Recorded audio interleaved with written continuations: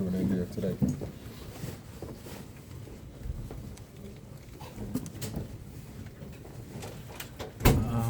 I mean,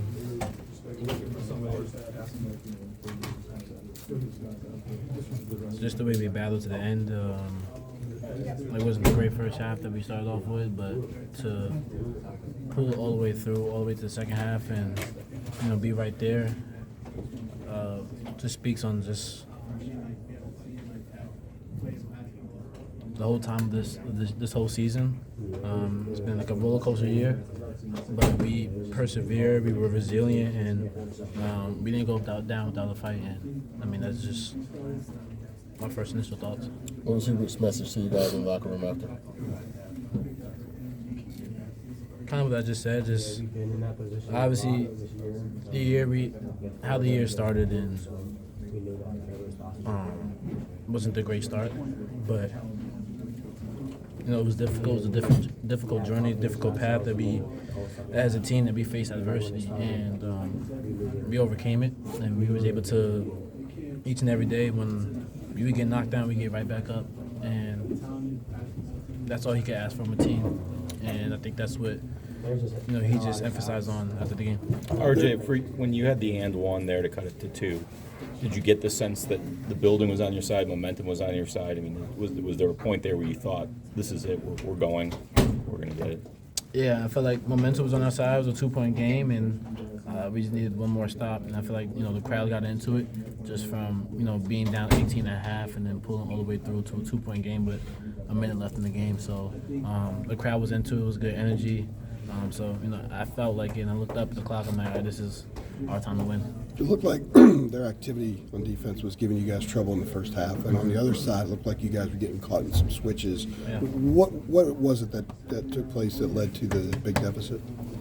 Just kind of like early turnovers, and then their ability to switch 1 through 5. It wasn't nothing that we never faced from the past a month and a half ago, but I think we were a little bit too stagnant. But at the same time, it was really just the defensive end that was causing us problems. We couldn't really get any defensive rebounds. We didn't take pride in the first half in our matchup, so that allowed them to go on the run. I think the second half we did a good job of picking up on the defensive boards and getting stops. I just felt like it was a back and forth game where they were scoring more points than we were, and we weren't getting stops. You hit your first 3, I think it was in transition, and I don't think you hit one the rest of the night. Was your shot kind of flat tonight? Did it feel a little bit flat? Yeah, I think just my release point, a lot of them coming up short. So yeah. Did the second half against Duke and Charlotte give you guys confidence at halftime that you could come back and make a game of it?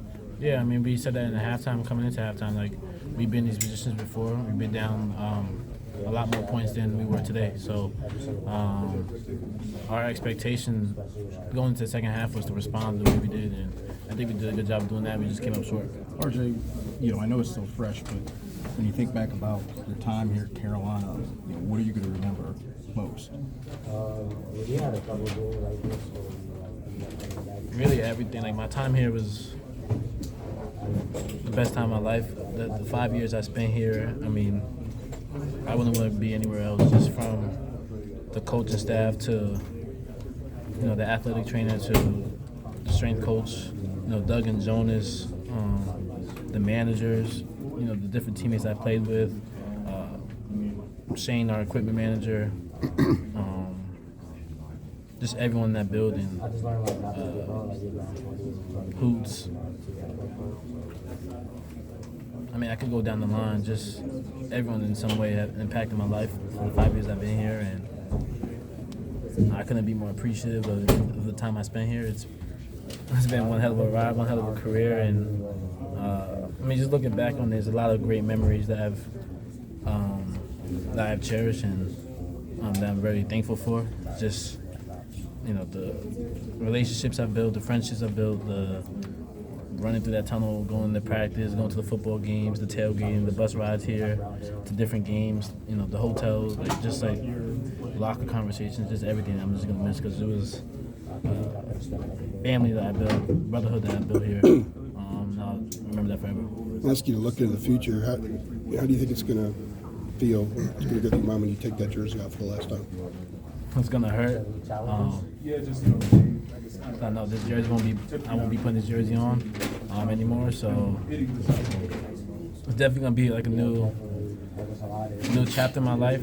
Adjustment getting into like, you know, summers I won't be here, so there's no more school for me. So it's just a lot of it's an adjustment period for me, and you know, just obviously spending like half the decade here in my 5 years, and me just growing as a freshman into a young man, like it's gonna be different, and that's just something I'm gonna get used to. A few of us asked you a couple weeks ago, I think it was the last presser you had at home before Duke, but just about your career and the numbers. And Armando spoke a lot about the numbers. You haven't really done that, but now since it's over, can you process kind of where you stand and where your name is historically here, and not just here, but the ACC?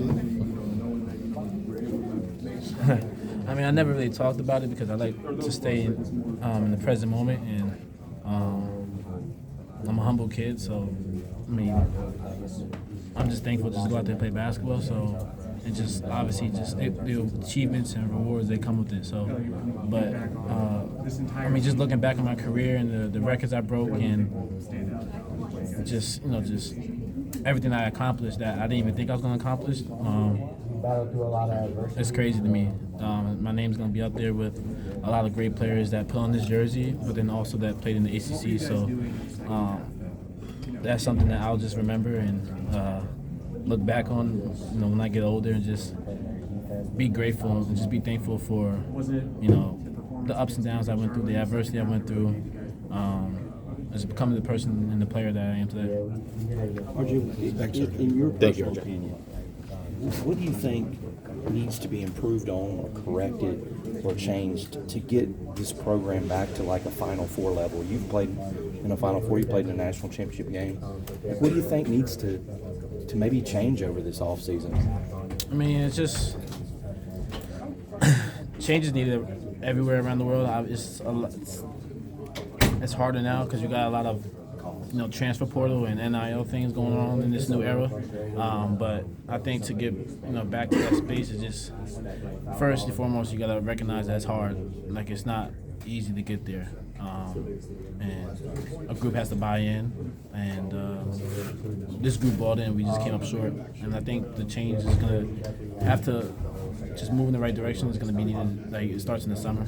I think that's the first and foremost, and just obviously just building team chemistry and connectivity goes a long way. One thing that I think this group and for further teams that could take from it is dealing with adversity and how to overcome it. When you get hit, how you're going to respond. And I think that's one thing that can be considered a change is dealing with adversity, persevering through it all.